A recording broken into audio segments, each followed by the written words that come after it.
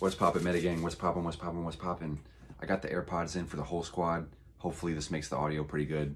I don't really know, we're gonna try it out.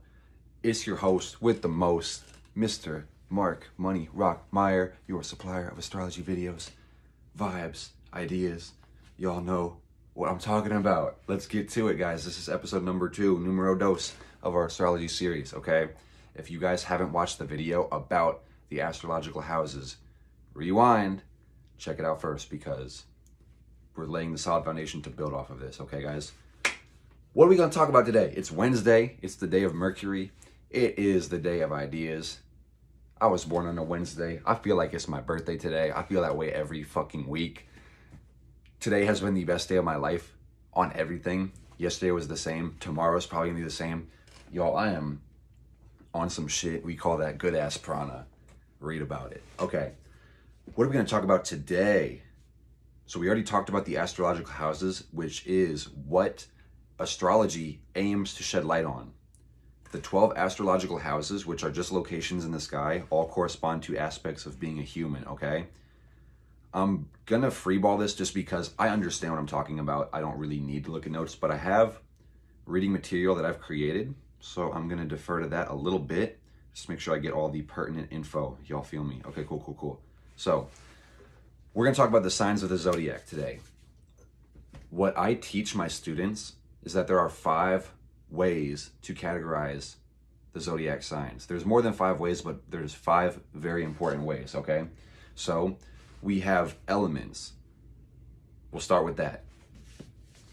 Pardon me. So you guys have probably heard, I'm a fire sign, I'm a water sign, I'm an air sign, I'm an earth sign. Those all correspond to your zodiac sign, okay? So what does this mean? What is a fire sign? What does fire mean? We'll start with fire because Aries is a fire sign. It's the first one, okay? When we're looking at fire as an alchemical element to describe energy, we're talking about basic building blocks, not of matter, not the periodic elements, but we're gonna go simpler than that. Less than like the 100 or so. I don't even know how many are on the table, but we're going to reduce it to 4, the number of solid foundations. So fire pertains to how you see or feel about things. Fire deals with willpower, with energy, with direction of your will, your intention, your passion, your fire. You ever heard someone say, that guy's fired up, okay? That's the fire we're talking about. And I'm gonna give you guys an example of overindulging in this element so you can kind of get an idea of how this interacts with people. And then by your imagination and correspondence, you can find out what it's like to have a lack of these elements in your chart as well, okay? So a person who has a abundance of fire in their chart would be the type that is hot-headed, impulsive, driven, kind of a dickhead. I'm a fire sign. I understand I could be that sometimes. It's all about balance, guys. My moon sign is 15 degrees Libra, right dead in the middle of the deckhand, 15 degrees. Don't tell me I don't understand balance, okay? Because I know who I am. Good judgment comes through poor decisions. When you have too much fire, you got to cool off, my guy, because you are burning up. And you're impulsive, sometimes irrational, because you're acting on the things that you see and feel. Y'all feel me? Fire is like showing up to do the work. Being there, directing the energy, being there to put the willpower and the intention out there. Okay, cool. We're going to talk about, why not water? Let's go to water. How about that? Water deals with the emotions and how you feel about things, but in a more intuitive way, an internal way, in more of a vibration type of way. Frequency, that's what I'm talking about. Less visual, more frequency, more intuition. How things feel, and then don't have logic attached to it. When you get a vibe for something, that's what I'm talking about. Bad vibes, good vibes, things that you feel, that's what water has to deal with. So when you have an abundance of water in your chart, that's like your friend who thinks they're in love and they have a beautiful relationship, but you watch them and everything they're doing with that person is toxic as fuck, and they're hurting themselves, and they have bad habits, and horrible things are coming in their life because of this person, but they're so in love, they're lost in the emotion. Too much water. Clear that shit out, balance it out. Water is your emotion, okay? Air. Air is idea. That's the kind of energy we're dealing with today. That's Mercury. Idea, thought form, logic, rationality, squares, 90-degree angles, things making practical sense because they're based on logic, mathematics, reason. They make sense. That's air. If you got too much ideas, too much air, you'd be the type to overanalyze everything. My Geminis know what I'm talking about. You overthink. You put your head on the pillow and you can't sleep because you won't stop thinking. Too much air. You guys ever heard the term airhead? If you understand it, you know what I'm trying to say. Same thing. Now, Earth. Earth is literally where we live, guys. You all know. You remember, I hope. Earth has to do with things being practical and solid, physical, things you can touch, things making sense in a logical way, but pertaining to your senses, your 5 senses, not your 6th and 7th one. I have a video on YouTube about that if you guys want to know. But practical things, things that you need to sustain your life. Food, water, material comfort, shelter, money, making sense out of things and gaining resources, gaining structure and support. That's what we're talking about with Earth. And if you have too much Earth in your chart, you might be the type to be lazy. You might not be motivated. You might be greedy. You might be the type that likes to overindulge in things that make you feel a certain way. You might love music. You might love drugs. You might like to overeat, things of that nature. So that's what the elements deal with. So we have the second way to categorize a zodiac sign, and that's going to be the modality. There's only 3 modalities. So we've got cardinal, fixed, or mutable. And these are modifiers to the element. So I'm a Leo. I'm a fixed fire sign. And I'll get into this. So cardinal is the first one. We got 1, 2, 3. 1 means creating, initiating, starting something new. Cardinal means creating. You're starting the wave, okay? You're creating something new. 2, fixed. Fixated, not moving, stubborn, not changing, holding it down. That's where I get my stubborn energy from my fixed elements. Fixation. That's cardinal, holding it together. And then we've got mutable. That's the 3, 1, 2, 3. Mutable is dispelling the wave. Being mutable, being adaptable, being changeable. Dispersing the energy to get ready for the next cardinal wave. 1, 2, 3, 1, 2, 3, 1, 2, 3. You go around the signs of the zodiac. And this is why I recommend you guys watch that first video about the houses first so you can actually see how this corresponds, because this is real shit, real science. Astrology actually predates agriculture. So know that. And let's get to the nitty-gritty details, and then we can actually start to apply this to our lives. So we've got element, modality, duplicity, okay? What does this mean? It means splitting things into duplicates, okay? Polarity separates a lot of things in our life. And if you guys don't understand polarity, get the Kybalion for free on YouTube, Kybalion for free on YouTube, and just listen to it. When the student's ready, the teacher will appear. If you're not ready, you're not going to listen to it anyway. But if you're on your path and you've never heard of it, check it out, because there's real wisdom in this thing. This is the Pharaoh's knowledge. This is the writing of Hermes Thoth, and I'm not even going to get into that because that's going to distract from the video. But we've got masculine or feminine, and not in the same way that we think of as far as gender. And I don't even want to use the words positive or negative, because the patriarchy is real. If you guys don't believe that, open your fucking eyes. And I don't want to, through correspondence, give you guys the idea that being a female is bad and perpetuate that idea and that thought form. But what I'm talking about with masculinity is the pushing out energy and creating and initiating and pushing. And the feminine energy is receiving and drawing in. Plus or minus. That's what I'm trying to talk about. So when you start with Aries, you've got a masculine sign.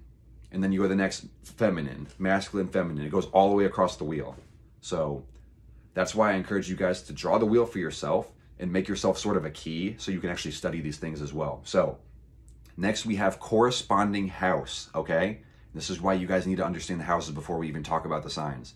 Because when you understand the sign or the houses, you will understand why the signs are the way they are. And then once you understand the elements and the modalities and the duplicities and the planetary rulers, you're going to know why Aries are the way they are, why Geminis are the way they are, why Scorpios are like that, why Leos are like that. You're going to see, damn, if this shit doesn't make sense, I thought horoscopes were bullshit, but wow, okay, I get it. Horoscopes are dumb as fuck because they only take the month you're born and they put you in one of 12 boxes and assume they know you. So I posted a picture on MetaGifts not that long ago. there's this, it says girls read their horoscope. You deserve to breathe. Oh my God, that's so true. You're getting bullshitted, so stop reading your fucking horoscope. Learn astrology. You can make your own horoscope. You don't have to take the word from anybody. Do it for your goddamn self. Y'all feel me? So understand the houses and understand that there's only 12 signs of the zodiac, meaning, I'll touch on this to give you an example, okay? So the first house of astrology is your house of self, your ego. You've got Aries in the first house. That's the constellation it rules over. So Aries is cardinal fire, creating new ways of feeling and seeing about things and starting something for yourself. And that's dealing with the ego and the individual. So if you had a bad experience with the Aries, you'll be like, what a selfish motherfucker. But that being said, an Aries could do something in their own self-interest because they need to fill their own cup up to be able to help other people. But having that cardinal energy, it's all a balance. You got more than one planet besides the sun. So we're going to get deeper on this. I don't want to overload you with irrelevant info, but just understand the house corresponds to the sign. So it carries that energy as well. Okay. So understand the signs before you try to understand the signs of understand the houses before you understand the signs of the zodiac. Okay. And then the fifth, and I don't want to say final way, but the fifth and most important way to categorize a sign of the zodiac is going to be the planetary ruler, the planet that likes to be conjunct or rule over this location in the sky, this house or this constellation, okay? So if you guys don't already know the order of the zodiac signs, I encourage you guys to write these down. Again, if you took notes on the houses, write these down in their corresponding spot. So first house, Aries. And keep in mind, this is the order of our wheel. This is the order of the constellations relative to our position in our solar system, okay? These are the stars we can see outside of us.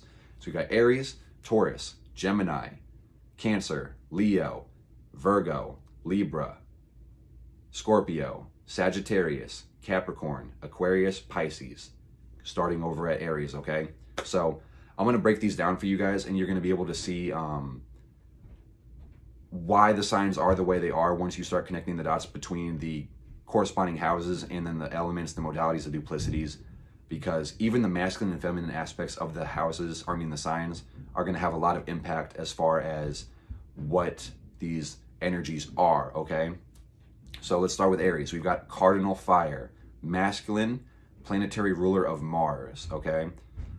And I'm probably going to make a whole nother video about the planetary rulers just because this is going to make the video probably longer than 30 minutes. I don't want to do that, but understand Mars is like a warlike energy. That's a fiery planet. It's corresponding to the fire element as well. So we've got Taurus. That's going to be a fixed earth sign, feminine, ruled by Venus, okay? And Venus has a lot to do with love and money and abundance and compromise and appreciating and valuing things.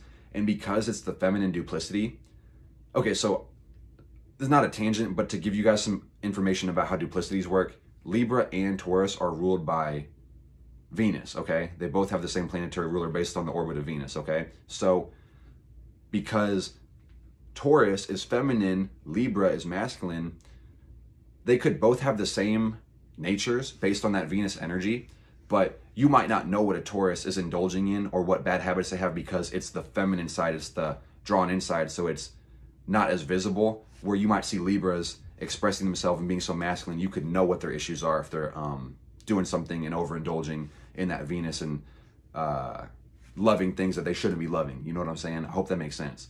So we've got Gemini. That's going to be mutable air and a masculine ruled by Mercury.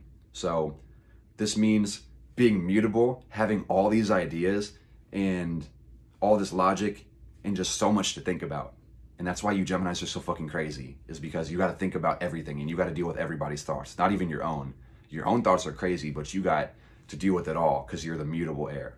So we've got Cancer, cardinal water, ruled by the moon, and that's the feminine aspect.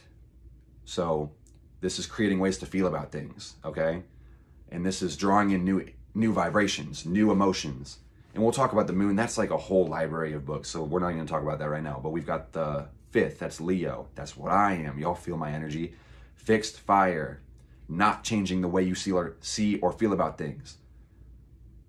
Masculine energy. Pushing out. Being expressive. Y'all Leos, myself included, are loud as fuck. We do too much. That's our psychic flaw, I would say. Okay? Ruled by the sun. Bright as fuck. You got to see me. You got to feel me. You guys know the vibes, okay?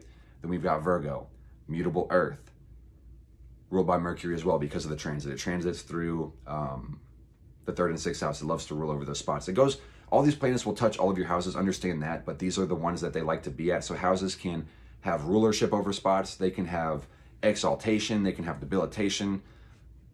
Look up those words because I'm not going to distract you guys from the real meaning of the video, but we'll get into that later. So Virgo's mutable earth, that's having logic and ways of making sense, organizing, being practical. Again, this is that 6th house energy based on the order of it. So it's going to be like making sense and being down to earth and being practical and making systems and making structure and doing all that stuff and things of that nature. So we've got Libra, cardinal air, masculine. Like I said again, masculine. That's like the opposite of the feminine side of Venus, which would be Taurus, okay? And again, I want to stress polarity. Every time you go across the wheel, you're getting the same energy. So Libra is going to be the same as Aries, but it's just going to be slightly different because it's sharing a different degree, but the same energy, okay? It's directly across. So this is creating new ideas and ways to think about things and logic based on other things in your environment. So anytime you meet another person, because this corresponds with the 7th house and relationship energy, every time you relate to anything, you have to build a thought form on it so you can figure out how to build on that. That's how you build relationships. I hope this makes sense. Let's go to the Scorpio. So this is the fixed water sign ruled by Mars and Pluto. So again, very aggressive, very passionate, very driven, but it also has Pluto ruling over it. So very dark, very mysterious, very fascinated with death and transformation and regeneration and things of that nature. Again, we'll talk about the planets later. But because this happens to correspond to the 8th house, is a very mystical house. It's that water house. Very intuitive people as well, because that's water. That's the feeling. That's the vibration. And the Scorpio people would be the type to hold their feelings together and be very mysterious, hang back, and like analyze and try to figure out how everybody in the room feels before they express their feelings. And that's their psychic gift. And they end up coming out ahead because they act in accordance with the things in their environment and the vibrations they're around, okay? Now we've got Sagittarius, and this is going to be mutable fire ruled by Jupiter, corresponding with the 9th house. And this is going to be a masculine energy as well, okay? So this is going to be, I don't want to say creating ways of seeing and feeling about things, but adapting the way you see and feel about things based on all of the information you have before. It's like 369, this is the 9th house. So also with Jupiter, that expansion type energy, this is gaining wisdom from your experiences now, corresponding to the opposite of the 3rd house, which is like Gemini and creating logic on your environment. Now we are bringing higher wisdom and higher learning to our environment based on the things we've seen and the places we've gone and the people we've interacted with and all the things we've seen and felt. So now we're bringing a higher level and we're expanding it and we're gaining wisdom from it and blessings and opportunity because that's Jupiter, okay? Now we got the 10th house. This is Capricorn. This is going to be cardinal earth ruled by Saturn. And this is going to be a feminine energy. Did I miss it? Oh, corresponding to the 10th house, which is your career and your status and your business, okay? That's the 5th one. So this is going to be creating new ways of creating structure in your life and gaining stability and working on your business or seizing opportunities in ways that make sense and are practical and you can see, sense, feel, and touch it and build upon it and create something great for it. And again, Saturn, this has to deal with solid foundations and things that you can't change. So understanding the rules, logic, again, earth, and then working with that and creating something new off of it, off the things that you already know how this plane works, okay? On to Aquarius, 11th house, fixed air, masculine energy, and ruled by Uranus. So this is keeping your ideas, your air, fixated on what you know and keeping that logic together. But because we're corresponding with the 11th house and our hopes and our dreams and our collective identity, This is knowing who you are in the space of the collective, okay? And this is the age we're all in. This is the sun cycle we're entering. We entered this in about the 60s. If you ever heard of the age of Aquarius, that's what we're living through right now. So we have the internet. Every one of us is in our own individual space, but we're more unified than we've ever been. That's what Aquarius energy has to deal with. And because of the Uranus energy, which is the only planet in our solar system that actually is sitting tilted on its axis. You can look at this as astronomical fact. Astrology and astronomy are the same thing, but our modern science and our scientific method is kind of limited in certain aspects because it's very much left brain and logic centered, and intuition and things of that nature and metaphysics is really, underfunded for sure, under researched, and priority is really not there yet. So this is stuff we knew before agriculture, guys. So just understand this is real. There's a reason we've been doing this, and there's a reason there's cave paintings with stars and transits and planets and things that we would have no way of knowing based on of the instruments and technology of the time, okay? And so Aquarius, I think I elaborated enough on that. Now we've got Pisces. So this is going to be mutable water corresponding to Jupiter, Neptune in the 12th house energy, and this is feminine energy as well. So this is, again, drawing that energy in rather than pushing it out. But this is mutability in water. So this is having every emotion and feeling the whole world. If you ever look at a Pisces and they're just like like zoned out, like what are they doing? My Mercury is in the 12th house, so I really do this. This is where my mind gets modified. But this is having all the vibrations, all the water, metaphorically, metaphysically drowning because you're feeling too much. Water signs get a bad rap for being emotional, again, because it's corresponding to the emotions, but Cancers are oftentimes known as the crybabies. The Pisces are the real crybabies because they're feeling everything for real. It's mutable water and it's feminine. So you're drawing in all the vibrations and all the water. And again, this corresponds to that 12th house, which is your belief and the things that you expect to happen in the world. So a lot of times based on your belief system, you're going to be creating things and circumstances and situations that are going to give you more of those vibrations for you to feel, and you're going to have to definitely throw your left brain in there too if you want to balance it, because we're dealing with water, we're dealing with intuition. This is the right brain, okay? So everything's about balance. And on the planetary ruler side, we've got Jupiter, again, being like an expansive type planet, one that brings us wisdom and knowledge and new experiences. But we also have Neptune, which is like, if the moon is like your mother, Neptune is like your grandma, like way older, way wiser, way more psychic, way more spiritual, has a lot more wisdom. And at the same sense, because it's corresponding to that 12th house and loves to be there, very belief centered. So it can be either the most wise blessing you ever get or the most delusional bullshit you ever had to deal with, okay? So it's really important and imperative that we understand that 12th house energy so we can stop killing each other, stop limiting ourselves with beliefs, stop killing ourselves.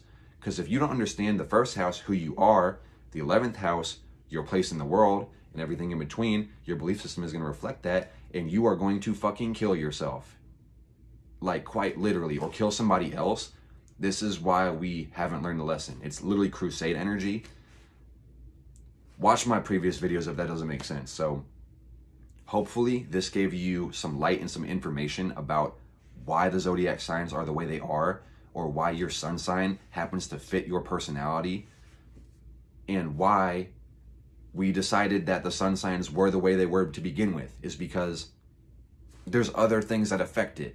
So I like to break it down into 5 ways. I teach my students 5 ways to categorize that. Again, that is going to be your element, modality, duplicity, corresponding house, and then planetary rulers. And a lot of times there's sub-rulers. We'll get into that later.